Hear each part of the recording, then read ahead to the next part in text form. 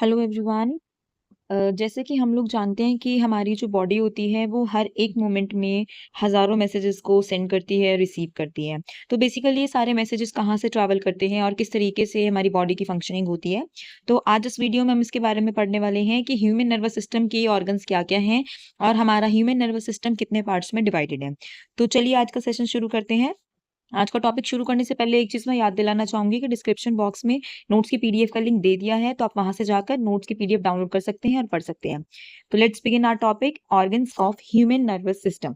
Basically देखिए हमारे जो नर्वस सिस्टम के अंदर 3 ऑर्गन्स होते हैं। एक होता है ब्रेन, दूसरा है स्पाइनल कॉर्ड और तीसरी है नर्व्स। मतलब कि नर्व्स कैसे हैं, कौन मैसेज लेकर जा रहा है, कौन लेकर आ रहा है और कौन से टाइप की नर्व ये काम करती है। तो जैसे कि हम सबको पता है कि जो हमारा ब्रेन है it is located inside the skull of our head. हमारी जो ब्रेन होता है वो किसके अंदर प्रोटेक्टेड है, स्कल के अंदर। ठीक है। स्पाइनल कोड के बारे में एक शॉर्ट नोट यहाँ पर दिया हुआ है। स्पाइनल कोड एक बहुत थिक नर्व होती है विच runs inside the cavity of backbone, जो हमारी बैकबोन के अंदर प्रेजेंट होती है।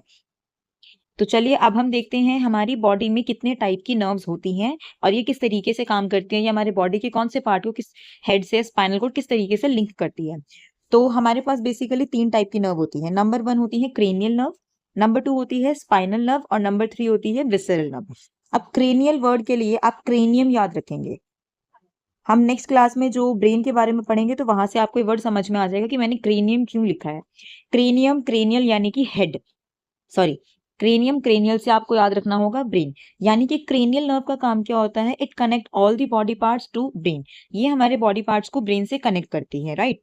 नंबर 2 है आपकी spinal nerve. Obviously spinal word आ रहा है तो इसमें स्पाइनल कोड का पार्टिसिपेशन होगा।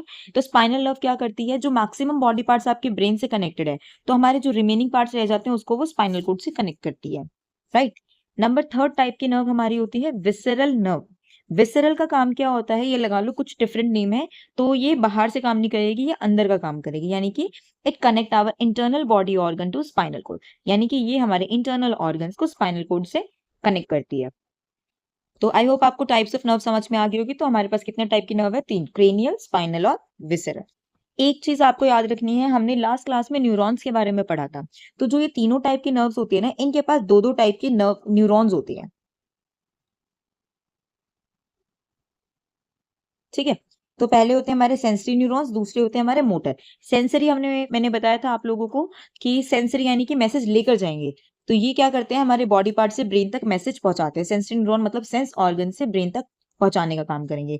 और मोटर क्या करेगा, जो भी ब्रेन आपको मैसेज देगा या कमांड देगा उसको वो वापस बॉडी पार्ट तक लेकर आएगा। ठीक है। तो सेंसरी और मोटर हर टाइप की नर्व में प्रेजेंट होते हैं। जैसे क्रेनियल है, स्पाइनल है, विसरल, तो तीनों के पास क्या है, सेंसरी मैसेजेस लेकर जाएंगे और मोटर मैसेजेस वापस लेकर आएंगे, राइट। अब हम देखते हैं हमारा जो नर्वस सिस्टम है वो किस तरीके से काम करता है। देखिए हमें पता है जब हमारा कोई भी सेंस ऑर्गन, कोई भी बॉडी पार्ट है, इट इज इफेक्टेड, इफेक्ट होगा। जैसे मैंने ऑब्जेक्ट देखी, अगर आइस की बात हम करते हैं, अगर हम हमारे स्किन की बात कर रहे हैं तो वो टच से रिप्रेजेंट करेगा। तो बेसिकली कोई भी जब सेंस ऑर्गन इफेक्ट होता है, इफेक्ट का मतलब यह नेगेटिव नहीं है, मतलब कोई भी चीज देखता है वो अपने स्टिमुलस की तरफ रिस्पॉन्ड करना चाहता है, तो it send the message to the brain. अब वो मैसेज कहाँ जाएगा, ब्रेन के पास जाएगा, और कौन लेके जाएगा, सेंसरी न्यूरॉन।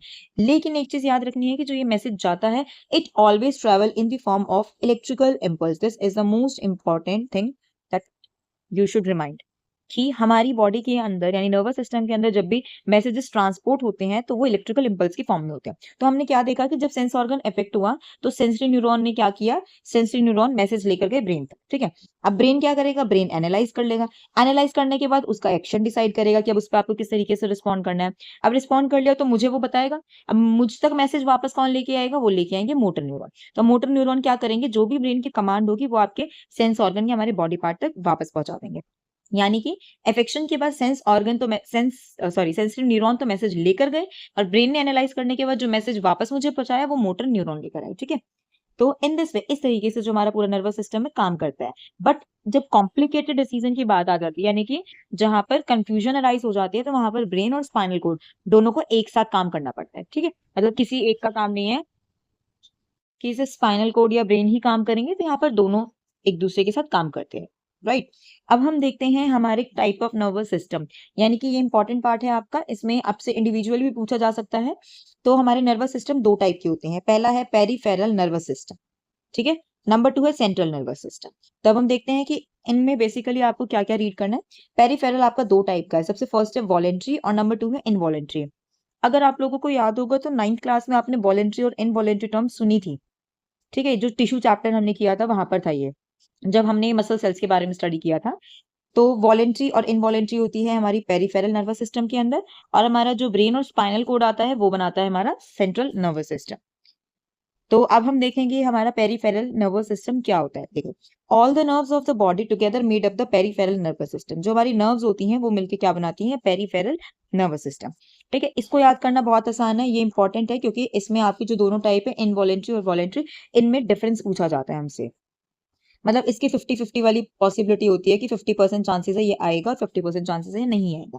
देखिए, वॉलेंट्री से मैं आपको समझाती हूँ पहले। वॉलेंट्री का मतलब क्या है, that can be control according to our will, यानी कि जिसको हम क्या कर सकते हैं, कंट्रोल।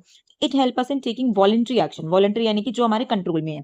जैसे अब अगर मैं बात कर रही हूँ तो वो मेरे कंट्रोल में है, मुझे मूवमेंट शो करनी है, ठीक है, वॉकिंग, स्पीकिंग, स्टैंडिंग, जो सारी चीजें आप कंट्रोल कर सकते हो, डांस मूवमेंट, तो ये सारी चीजें जो हम अपने कंट्रोल में रखते हैं वो हमारी किस में आती हैं, वॉलेंट्री पेरिफेरल नर्वस सिस्टम। और इसी का अपोजिट है तो इनवॉलेंट्री होगा। इनवॉलेंट्री मतलब क्या होगा, that can not be control according to our will, जिसको हम अपनी मर्जी से कंट्रोल नहीं कर सकते हैं।